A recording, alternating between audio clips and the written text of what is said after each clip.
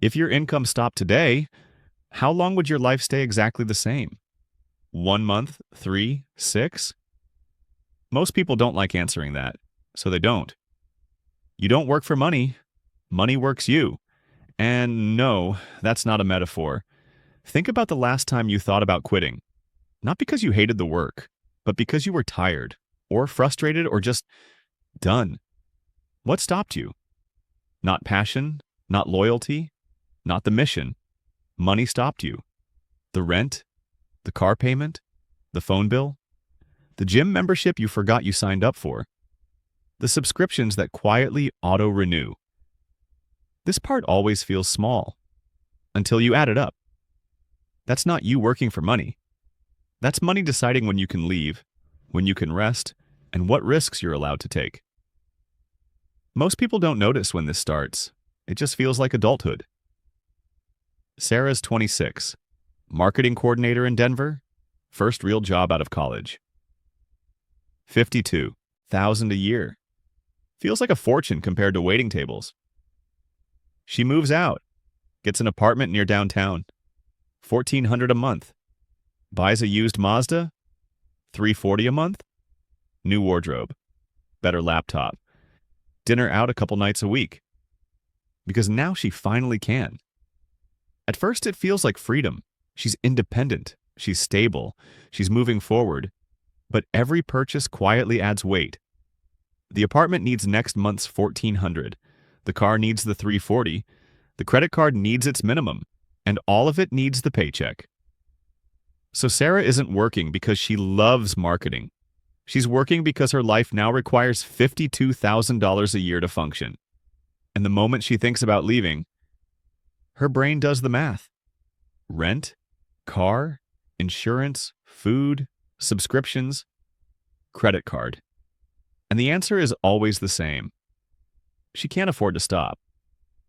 If you're listening to this thinking, yeah, that's just how adulthood works, you're not wrong. 3 years later, she's still there. Promoted. Now making $68,000. Better apartment. $1,850 a month. New car. $480 a month. Trips. Nicer dinners. A Peloton. Her life improved. That part is real. But something else happened too. Her expenses grew with her income. She's not saving more. She's just living at 68 instead of 52. At 52, she could have reset if she had to. Moved home, cut back, paused. At 68, she has a lease, a car loan, and a lifestyle that expects that number. She's not freer. She's more locked in. This is where effort starts to look like progress, even when nothing actually changed. Marcus is 34, software engineer in Seattle, makes $140 a year. From the outside, he's winning. And by most standards, he is. But Marcus hasn't taken a real risk in 6 years. Not because he's afraid of failing, because he's afraid of losing the income. Mortgage, 2 cars, student loans, childcare. His life costs $140,000 a year to maintain. So he stays. Not because he loves it, because leaving would shake everything. That's not freedom. That's high-income dependency. From the outside, this looks like success. From the inside, it just feels heavy. And it doesn't stop there. Sometimes the trap isn't just income, it's coverage.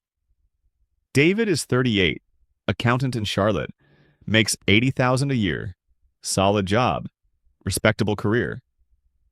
By most standards, he's doing well. David works 50 hours a week during tax season, sometimes more. He misses his daughter's soccer games, misses dinners, misses the small moments that don't come back. And he knows it, but he doesn't stop. Not because he doesn't care, because his family's health insurance is tied to the job. If he leaves, he has to go private. $1,200 a month. His mortgage is $2,100. His wife is building a small business. It's promising, but not profitable yet. So David keeps showing up, not because he wants to, because the alternative collapses everything at once. From the outside, this looks like responsibility. From the inside, it feels like pressure you can't put down. And this is where people get confused. They think the problem is effort. or burnout or time management. But it isn't, it's dependency. Because when your income pays for your health, your house, your family's stability, you don't really get to choose anymore. You comply. Quietly, consistently. Not because you're weak, but because too much is attached.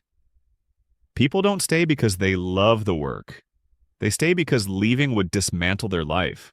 And that's not weakness, that's structure. It doesn't feel like control, it feels like responsibility. You're not trapped, you're being an adult. But responsibility and control feel identical from the inside. Both keep you showing up.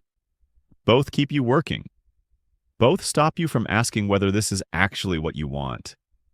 Because the question isn't allowed anymore. You have bills, commitments, people depending on you. So you work. Not because you're building something, because stopping would break something. This isn't about bad choices, it's about incentives. The system works best when you keep earning. It gives you enough to build a life. Then it makes that life require the income. So you're not working to get ahead. You're working to avoid going backward. Income and freedom aren't the same thing. Income is what you earn. Freedom is what you keep after your life stops requiring you to earn. And most people never build that second part. So let's go back to the question. If your income stopped today, how long would your life stay exactly the same? If the answer is less than a year, you're not working for money. Money is working you.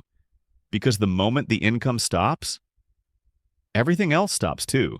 That's not wealth. That's dependency with a salary. And that's why people stay. Not because they're weak, because the choice was already made.